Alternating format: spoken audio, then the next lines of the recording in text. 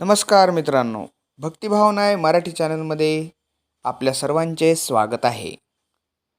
ज्ञानोबा माऊली तुकाराम हा जयघोष कानावर पडताच डोळ्यासमोर लाखो वारकरी, भगव्या पताका, टाळ मृदुंगाचा गजर आणि पंढरपूरकडे निघालेल्या भक्तीची नदी उभी राहते.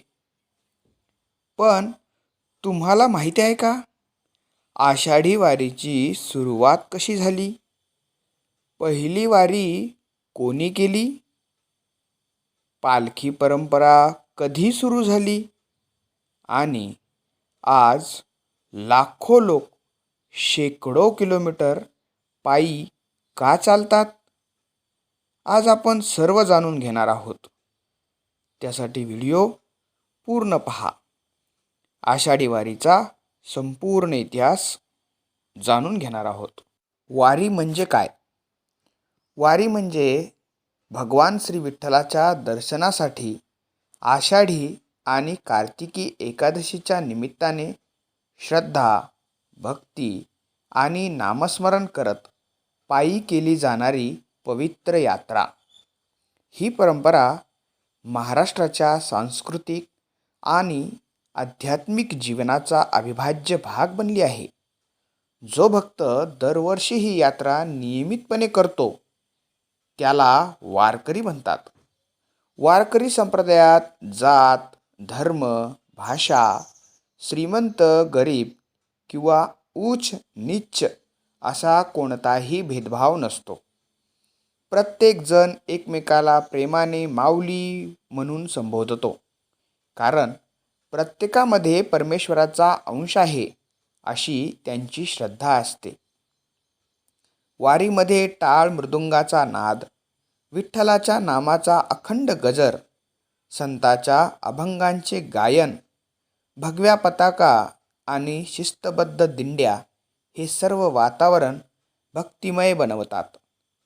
शेकडो किलोमीटरचा प्रवास करतानाही वारकरी आनंदाने हरिनामाचा जप करतात, एकमेकाची सेवा करतात आणि साधेपणाने जीवन जगण्याचा संदेश देतात. वारी ही केवळ एका मंदिराच्या दर्शनासाठी यात्रा नाही, तर ती समता, बंधुभाव, सेवा, शिस्त, संयम आणि भक्ती यांची जीवनशाळाच आहे. संत ज्ञानेश्वर महाराज, संत तुकाराम महाराज आणि इतर संतांनी दिलेला भक्तीचा संदेश आजही या वारीतून जिवंत आहे. म्हणूनच दरवर्षी लाखो वारकरी विठुरायाच्या दर्शनासाठी भक्तिभावाने पंढरपूरकडे पायी मार्गक्रमण करतात. आषाढी वारीची सुरुवात आणि भक्त पुंडलिकाची कथा. आषाढी वारीचा इतिहास सांगताना सर्वप्रथम भक्त पुंडलिकाचे नाव घेतले जाते. वारकरी परंपरेनुसार भगवान श्री विठ्ठलाच्या पंढरपुरातील वास्तव्यामागे भक्त पुंडलिकाची अखंड भक्ती आणि मातापित्याची सेवा हेच मुख्य कारण मानले जाते. म्हणूनच वारीच्या इतिहासाची सुरुवात भक्त पुंडलिकापासून होते.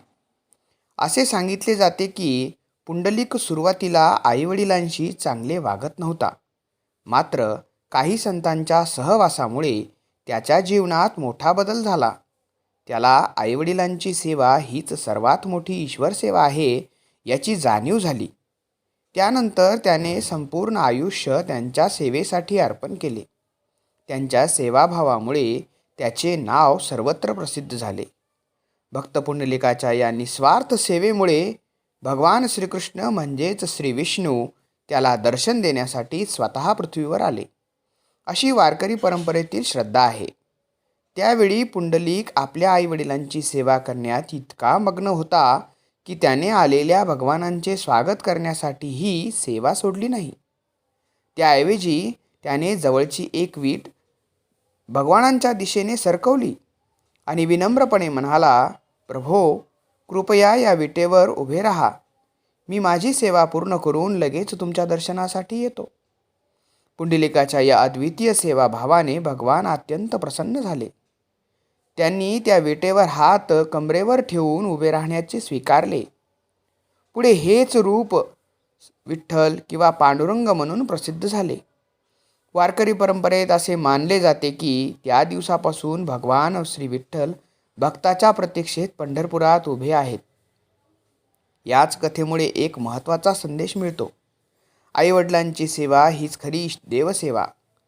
केवळ पूजा, जप किंवा यज्ञ करूनच देव प्राप्त होत नाही, तर निस्वार्थ सेवा, प्रेम, नम्रता आणि कर्तव्य पालन यामधूनही परमेश्वराची कृपा प्राप्त होते. यानंतर पंढरपूर हे भगवान श्री विठ्ठलाचे प्रमुख तीर्थक्षेत्र म्हणून प्रसिद्ध झाले. देशाच्या विविध भागातून भक्त येथे दर्शनासाठी येऊ लागले. कालांतराने आषाढी आणि कार्तिकी एकादशीच्या दिवशी पंढरपूरला पायी जाण्याची परंपरा रूढ झाली. पुढे संत ज्ञानेश्वर महाराज, संत नामदेव, संत एकनाथ महाराज, संत तुकाराम महाराज आणि इतर संतांनी या परंपरेला नवी दिशा दिली. त्यांनी भक्ती, समता, नामस्मरण आणि मानवतेचा संदेश देत वारीला लोकचळवळीचे स्वरूप दिले. आज लाखो वारकरी शेकडो किलोमीटर पायी चालत पंढरपूरला जातात. त्यांच्या हातात भगवा ध्वज, मुखात विठ्ठलाचे नाम, ओठांवर संतांचे अभंग आणि हृदयात श्री विठुरायाविषयी अखंड प्रेम असते. ही परंपरा केवळ धार्मिक यात्रा नसून ती भक्ती, सेवा, समता आणि मानवतेशी अखंड वाहणारी गंगाच आहे. यामुळे आषाढी वारी आज जगातील सर्वात मोठ्या आणि शिस्तबद्ध पायी यात्रेपैकी एक मानली जाते. शतकानुशतके चालत आलेली ही परंपरा आजही लाखो भाविकांची भक्ती, सेवा आणि सदाचाराचा मार्ग दाखवत आहे. पालखी परंपरेची सुरुवात. आषाढी वारीचा सर्वात आकर्षक आणि भावपूर्ण भाग म्हणजे पालखी सोहळा. आज लाखो वारकरी संतांच्या पालख्यांसोबत पायी चालतात. पण ही परंपरा एक दिवसात सुरू झालेली नाही. कालांतराने ती विकसित होत गेली आणि आज ती महाराष्ट्राच्या सांस्कृतिक ओळखीचा अविभाज्य भाग बनली आहे. वारकरी परंपरेनुसार संतांच्या पवित्र पादुकांना अत्यंत आदराचे स्थान आहे. सुरुवातीच्या काळात संतांच्या पादुका भक्तांकडून मोठ्या श्रद्धेने पंढरपूरला नेल्या जात असत. पुढे या पादुकांना सुशोभित पालखीत ठेवून मिरवणुकीने नेण्याची परंपरा सुरू झाली. यामुळे हजारो भक्तांना संतांच्या स्मृतीशी जोडले जाण्याची संधी मिळाली. आज आळंदी येथून संत ज्ञानेश्वर महाराजांची पालखी आणि देहू येथून संत तुकाराम महाराजांची पालखी पंढरपूरकडे प्रस्थान करते. या पालख्यांसोबत शेकडो दिंड्या, टाळकरी, मृदंगवादक, भजन मंडळे आणि लाखो वारकरी सहभागी होतात. संपूर्ण मार्गावर ज्ञानोबा तुकाराम हा अखंड जयघोष घुमत असतो. पालखी सोहळ्याची खास गोष्ट म्हणजे त्यातील शिस्त आणि नियोजन. प्रत्येक दिंडीला ठरलेला क्रम, मुक्कामाची व्यवस्था, सामूहिक भोजन, भजन, कीर्तन आणि सेवा यामुळे हा सोहळा अत्यंत सुव्यवस्थित पार पडतो.